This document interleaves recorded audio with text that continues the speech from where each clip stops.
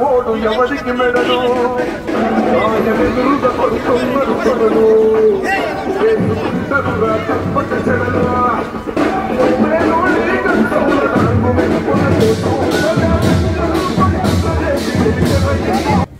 మరియు మన నెల్లూరు నగర శాసనని ఎక్కడ చూసినా ఏ గడప చూసినా జగనన్న సీఎం అయితేనే మన వాలంటీర్ వ్యవస్థ కానీ సచివాలయ వ్యవస్థ కానీ ఉంటది. ఏ రోజు ఉదయం 5 గంటలు అవ్వగాని 1వ తేదీ అవ్వతాతకి పెన్షన్ ఇవ్వడానికి వాలంటీర్లు వస్తున్నారంటే అది జగన్ చేసిన పథకాల ద్వారా నవరత్నాల ద్వారా అలాగే ఆసరా కానీ సహారా కానీ ఇలాంటివి చేసుకుంటూ పోతే అమ్మఒడి కానీ ఇలా చూసుకుంటే ప్రతి ఒక్క పథకం జగనన్న చేసిన ప్రతి ఒక్కరు లబ్ధి పొందుతున్నారు. ప్రతి ఒక్కరు జగనన్న సీఎం అవుతున్నారు. తప్పకుండా వైఎస్ఆర్ కాంగ్రెస్ పార్టీ మంచి మెజార్టీతో ఒక సామాన్యునికి ఈ రోజు జగనన్న అవకాశం ఇచ్చి మీ మధ్యలో సేవ చేసుకునే అవకాశాన్ని కల్పించారు. మీరందరూ నన్ను ఆశీర్వదించండి. తప్పకుండా విజయసాయంగా ఇక్కడ వైఎస్ఆర్ కాంగ్రెస్ పార్లమెంట్ సభ్యులుగా వచ్చిన తర్వాత ప్రతి ఒక్కరు కార్యకర్తలు కానీ నాయకులు కానీ ఒక ధైర్యం వచ్చింది. ఎందుకంటే మన రాష్ట్రంలోనే ఒక నాయకుడు ఈ రోజు మన నెల్లూరు జిల్లాకి వచ్చారంటే ఏ పని ఏ అవసరం ఉన్నా 1 నిమిషాల్లోనే మనం ఇక్కడ పనులు చేసుకునే అవకాశం మనకు ఉంది. నెల్లూరు సిటీని కానీ నెల్లూరు జిల్లాని కానీ ఒక గ్రీన్ సిటీ లాగా చేసుకుని ఒక మంచి ఏ అవసరం ఉన్నా ప్రతి ఒక్క నాయకుడికి కార్యకర్తలకి భరోసా ఒకటి కలిగింది. మన విజయసాయి వచ్చిన తర్వాత ప్రతి ఒక్కరు వైఎస్ఆర్ కాంగ్రెస్ పార్టీకి మంచి మెజార్టీతో విజయసాయి ఒక ఓటు నన్ను ఒక ఓటు ఇచ్చి మంచి మెజార్టీని కల్పించాలని మనస్ఫూర్తిగా కోరుకుంటున్నాను. వైఎస్ఆర్సీపీ కుటుంబ సభ్యులకు సోదరి మండలందరికీ కూడా నా హృదయపూర్వక నమస్కారం తెలియజేసుకుంటా ఉన్నాను. నెల్లూరు పార్లమెంటు స్థానానికి నెల్లూరు సిటీ అసెంబ్లీ స్థానానికి ఖలీల్ అహ్మద్ గారు వైఎస్ఆర్ కాంగ్రెస్ పార్టీ తరఫున మీ అందరి ఆశీస్సుల కోసం ఈరోజు ఇక్కడ 5వ వార్డుకు రావడం జరిగింది. మీరందరూ మనస్ఫూర్తిగా మనసారా ఆశీర్వదిస్తారనని మీకు సేవ చేసేటటువంటి భాగ్యం కలిగిస్తారనని మీ యొక్క ఆశీస్సులుంటే తప్పకుండా అటు పార్లమెంటు కానీ ఇటు అసెంబ్లీ కానీ ఎన్నికై మీలో ఒక మనిషిగా మెలిగేటటువంటి అవకాశం కలుగుతుందనని నేను భావిస్తా ఉన్నా.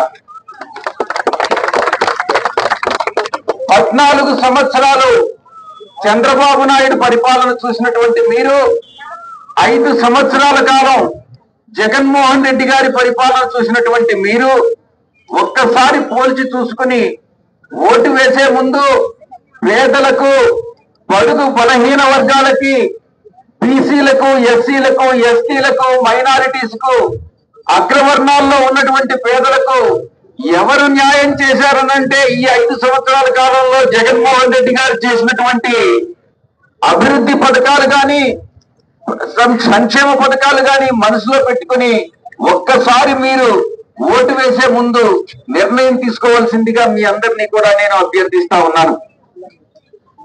అవినీతిని, మధ్య దళారుల్ని, ఆ వ్యవస్థలన్నింటినీ లేకుండా నేరుగా డైరెక్ట్ బెనిఫిట్ ట్రాన్స్ఫర్ స్కీమ్ కింద, డీబీటీ కింద, నగదు బదిలీ ప్రక్రియ కింద మీ అకౌంట్ లో వేసినటువంటి ఘనత వైఎస్ జగన్మోహన్ రెడ్డి గారికి దక్కుతుంది.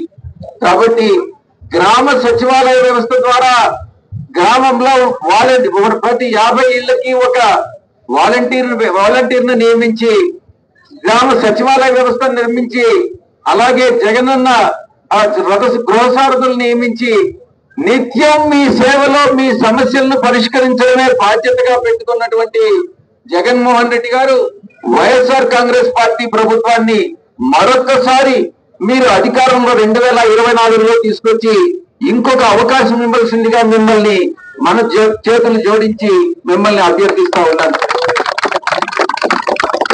పార్లమెంట్ అభ్యర్థిగా నేను, అసెంబ్లీకి అభ్యర్థిగా ఖలీల్ భాయ్ ఇద్దరం కూడా నెల్లూరు సిటీ అభివృద్ధికి, నెల్లూరు ప్రజల ఈ యొక్క ముఖ్యంగా 5వ వార్డులో ఉన్నాం మనం, నెల్లూరు ప్రజల సమస్యలను పరిష్కరించేదానికి అహర్నిశాలు కృషి చేస్తామనని మీ అందరికీ సవినయంగా విజ్ఞప్తి చేస్తా ఉన్నా. నెల్లూరుని ఒక క్లీన్ అండ్ గ్రీన్ సిటీగా, పరిశుభ్రమైనటువంటి మంచి గ్రీన్ సిటీగా అభివృద్ధి చేస్తామని సభాముఖంగా నేను తెలియజేసుకుంటా ఉన్నా.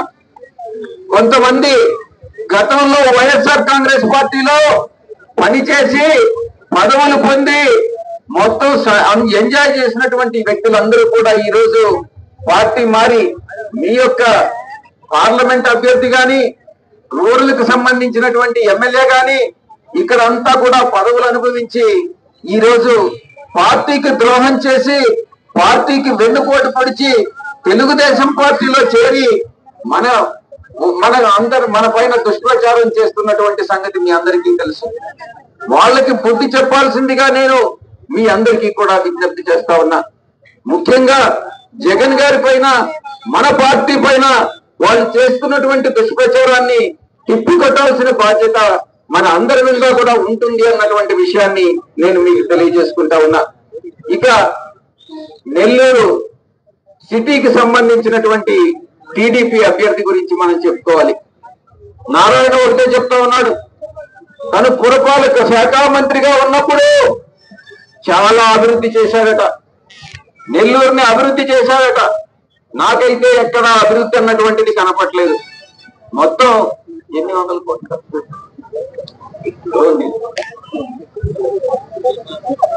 830 కోట్లు పురపాలక సంఘం మీద భారం మోపి దాంట్లో ఏ పనుల్లో ఏమీ జరగకుండా చేసిన పనులన్నింటినీ కూడా వృధా అయ్యేలాగా పథకాలను రచించి తను వ్యక్తిగతంగా లబ్ధి పొందాడే గాని నెల్లూరుకి కానీ, నెల్లూరు ప్రజలకు కానీ, అభివృద్ధికి కానీ ఏ విధంగా దోహదపడలేదు అన్నటువంటి విషయాన్ని నేను మీకు తెలియజేసుకుంటా ఉన్నాను. ఇక డ్రైనేజీ విషయంలో, పారిశుద్ధ్యం విషయంలో, పౌర సమస్యల పరిష్కారం విషయంలో మొదలైందనేటటువంటి తీరు తను ఎన్నో గొప్పలు చెప్పుకుంటా ఉన్నాడు. కానీ అవి అన్ని కూడా అబద్ధాలే, అభివృద్ధి శూన్యం. ఆయన పురపాలక శాఖ మంత్రిగా నారాయణ చేసింది ఏమీ లేదు అన్నటువంటి విషయాన్ని నేను తెలియజేసుకుంటా ఉన్నా. భూగర్భ డ్రైనేజీ వ్యవస్థ తన హయాంలోనే దాదాపుగా జరిగిపోగా, తన హయాంలో జగన్ గారి సర్కారు నిర్లక్ష్యం ఈ యొక్క నారాయణకి మీరు బుద్ధి చెప్పాలి అన్నటువంటి విషయాన్ని నేను తెలియజేసుకుంటా ఉన్నాను. ఇక విద్య, ఆయన ఒక pseudo educationalist, so called educationalist Narayana విద్యను వ్యాపారంగా చేసుకుని విద్యార్థుల దగ్గర డబ్బు పిండి, తల్లిదండ్రుల దగ్గర డబ్బు పిండడమే ధ్యేయంగా పెట్టుకున్నటువంటి వ్యక్తి మీకు శాసనసభ్యుడు కావాలా అని నేను అడుగుతా ఉన్నా. నేను ఇంకొక విషయం చెప్తా ఉన్నాను. నారాయణ విద్యా సంస్థల్లో హింస కన్నా హింసకి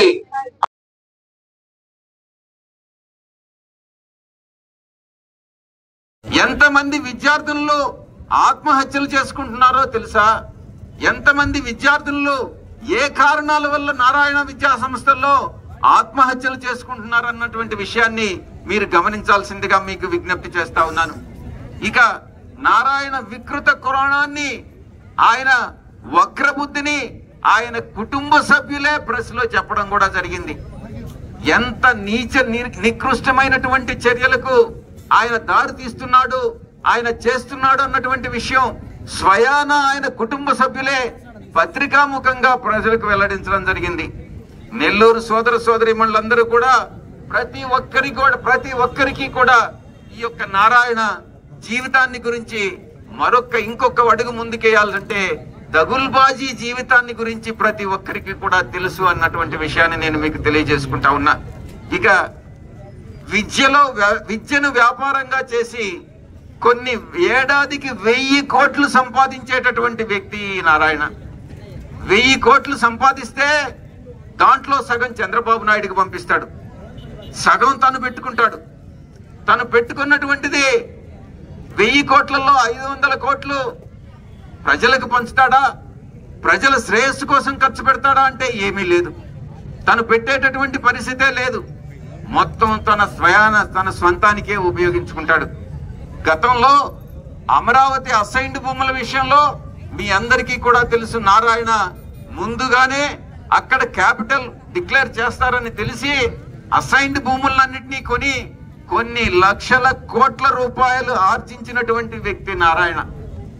ఇంత అవినీతిపరుడు, ఇంత విలువలేని వ్యక్తి, నైతిక విలువలేనటువంటి వ్యక్తి ఈ రోజు నెల్లూరు సిటీ నుంచి మీకు శాసనసభ్యుడిగా రావాలని కోరుకుంటా ఉన్నాడు.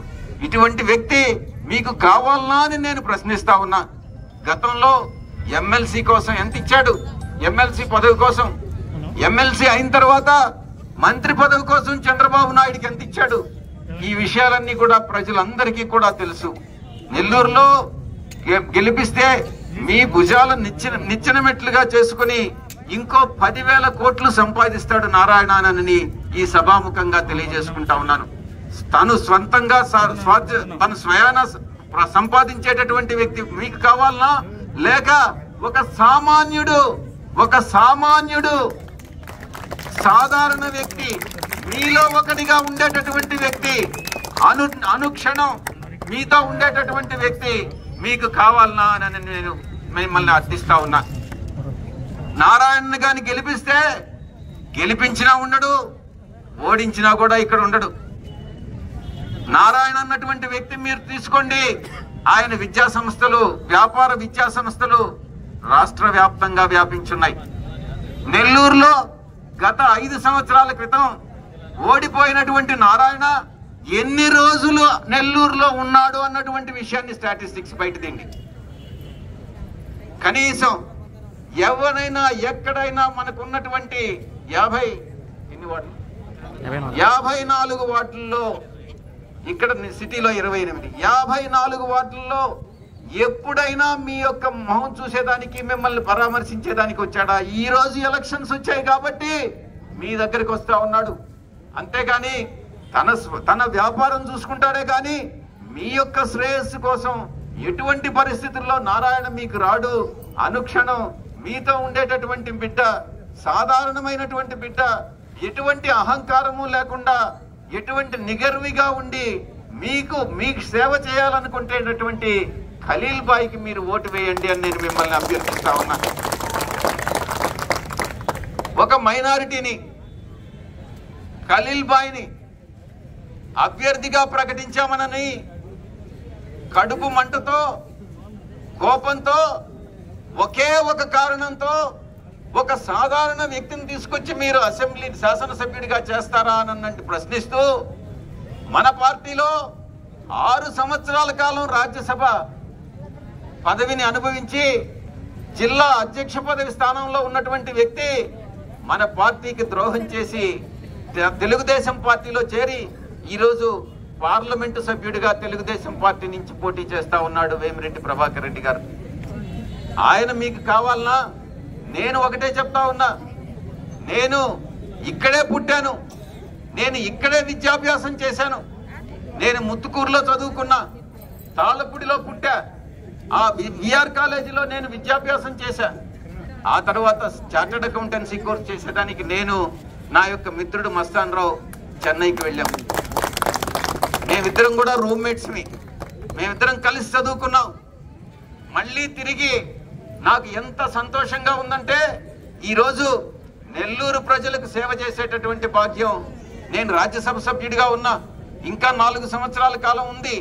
అయినప్పటికీ కూడా మన గౌరవ ముఖ్యమంత్రి వర్యులు నువ్వు వెళ్ళు, నెల్లూరు నుంచి పోటీ చేయనంటే ఆయన ఆదేశాలని శిరోధార్యంగా భావించి మీ యొక్క ఆశీర్వాదం కోసం నేను వచ్చా. అనుక్షణం ఎప్పుడు కూడా మీకు అందుబాటులో ఉంటాను అన్నటువంటి హామీ నేను ఇస్తా ఉన్నా. భగవంతుడు శ్రీ దేవదేవులైనటువంటి ఆ వెంకటేశ్వర స్వామి సాక్షిగా చెప్తా ఉన్నాను, నేను 24 గంటలు 365 రోజులు పార్లమెంట్ ఉన్నప్పుడు తప్ప, లేకుంటే మన గౌరవ ముఖ్యమంత్రి వర్యులు వారానికి కొన్ని రోజులు 2-3 రోజులు అక్కడికి పిలిస్తే ఎన్ఆర్ఐ మీకు నాన్ రెసిడెంట్ ఇండియన్ గా ఉండాల్సినటువంటి వ్యక్తి మీకు పార్లమెంటు సభ్యుడు కావాలనా అని నేను ప్రశ్నిస్తా ఉన్నా. ఇక ఆయన అపర కుబేరుడైనటువంటి వ్యక్తి డబ్బులు వెదజల్లి ఈరోజు పార్లమెంటు స్థానాన్ని కొనుక్కునేదానికి ప్రయత్నించవచ్చు. కానీ ఇది మీరు గమనించి జాగ్రత్తగా ఓటు వేయాల్సిందిగా మీ అందరికీ కూడా విజ్ఞప్తి చేస్తా ఉన్నా. ఇక చంద్రబాబు విషయానికి వస్తే ఒక మాయావి మాటలు చెప్తాడు. 14 సంవత్సరాలు సీఎంగా పనిచేసి సాధించింది ఏంటి? నిజానికి రాష్ట్రం విడిపోయిన తర్వాత 5 సంవత్సరాలు చంద్రబాబు నాయుడు పరిపాలించాడు.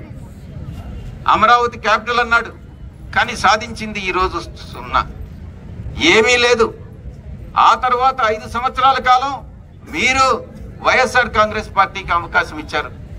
పేదలకు, బడుగు బలహీన వర్గాలకు, ఎస్సీలకు, ఎస్టీలకు, మైనారిటీస్ కి, అగ్రవర్ణాల్లో పేదలకు ఆయన ఇచ్చినటువంటి పథకాలు నిజంగా అజరామరమైనటువంటివి, అమోఘమైనటువంటివి. గతంలో ఎన్నడూ స్వాతంత్రం వచ్చిన తర్వాత ఏ భారతదేశంలో ఏ రాష్ట్ర ప్రభుత్వము, ఏ ముఖ్యమంత్రి ఇవ్వనటువంటి పథకాల్ని జగన్మోహన్ రెడ్డి గారు మీ అందరికీ ఇవ్వడం జరిగింది. కాబట్టి మీరు దయచేసి వైఎస్ఆర్ కాంగ్రెస్ పార్టీని మరొక్కసారి గెలిపించండి విజ్ఞప్తి చేసుకుంటా ఉన్నాను. 2 సంవత్సరాలు, 5 సంవత్సరాల్లో 2 సంవత్సరాలు కరోనాలో పోయింది. కరోనా వచ్చినప్పుడు ఒక్కసారి గుర్తుపెట్టుకోండి, ఏ ఒక్కరు మిగతా రాష్ట్రాల్లో అందరూ కూడా ఎన్నో సమస్యలు ఎదుర్కొన్నప్పటికీ కూడా మన రాష్ట్రంలో ఎవరు కూడా కరోనా వల్ల ఆకలికి అలమటించినటువంటి పరిస్థితి లేదు, వైద్యం అందక చనిపోయినటువంటి పరిస్థితి లేదు. అంతటి మంచి సుపరిపాలన అందించినటువంటి వ్యక్తి జగన్మోహన్ రెడ్డి గారు. ఇక అభివృద్ధికి వస్తే మన డివిజన్ సహా అన్ని ప్రాంతాల ప్రగతి కోసం, సంక్షేమం కోసం, మీ యొక్క సమస్యల పరిష్కారం కోసం ఎల్లవేళలా నేను, ఖలీల్ అహ్మద్ మీతో ఉంటామని మరొక్కసారి నేను మనవి చేసుకుంటా ఉన్నా. నగరంలో మైపాడు రహదారి, వైకుంఠపురంలోని రోడ్డు సహా ట్రైన్ల నిర్మాణం 3 కోట్ల వ్యయంతో మనం పూర్తి చేశామన్నటువంటి విషయాన్ని నేను మీకు సవినయంగా తెలియజేసుకుంటా ఉన్నా. మన టైంలో ఈ 5 సంవత్సరాల కాలంలో చేసినటువంటి అభివృద్ధి పథకాలని మనొక్కసారి మనం చేసుకోవాలి. చేసుకుంటే బోడిగాడి తోట వద్ద దహన సంస్కారాల కోసం 1.65 కోట్లతో శ్మశాన వాటికని మనం ఏర్పాటు చేశాం. ఈ డివిజన్ లో ప్రజారోగ్య పరిరక్షణకు, ఆధునిక చికిత్సా సౌకర్యాల కల్పనకు 1,05,00,000 అర్బన్ హెల్త్ ప్రైమరీ సెంటర్ ని ఏర్పాటు చేశాం. విద్యా సౌకర్యాల పెంపు కోసం వైకుంఠపురంలో ప్రాథమిక పాఠశాలని మొదటి దశ నిర్మాణం పూర్తయిందన్నటువంటి విషయం మీకు తెలియజేసుకుంటా ఉన్నా. ఆఖరి అంశం, మీ అందరికీ కూడా ఇక్కడ లారీ డ్రైవర్స్ ఓనర్స్ అసోసియేషన్స్ ఇక్కడ ఎక్కువగా ఉన్నారు ఈ యొక్క 5వ వార్డులో. వాళ్ళందరికీ కూడా నేను విజ్ఞప్తి చేస్తా ఉన్నా. గ్రీన్ ట్యాక్స్ గురించి గతంలో ఈ 2 రోజుల క్రితం కూడా చాలా మంది నా దృష్టికి తీసుకురావడం జరిగింది. గ్రీన్ ట్యాక్స్ కి సంబంధించి ఎదుర్కొంటున్న సమస్యల్ని తప్పకుండా ముఖ్యమంత్రి గారి దృష్టికి తీసుకెళ్లి వాటికి తక్షణ పరిష్కారం అందేలా నేను చూస్తానని మీ అందరికీ కూడా సభాముఖంగా తెలియజేస్తూ, నాకు ఈ అవకాశం ఇచ్చినటువంటి మీ అందరికీ కూడా పేరున మీకు ధన్యవాదాలు తెలియజేసుకుంటూ, మీ యొక్క ఆశీస్సుల కోసం ఎదురు చూస్తూ మీ దగ్గర సెలవు తీసుకుంటా ఉన్నాను. ధన్యవాదాలు.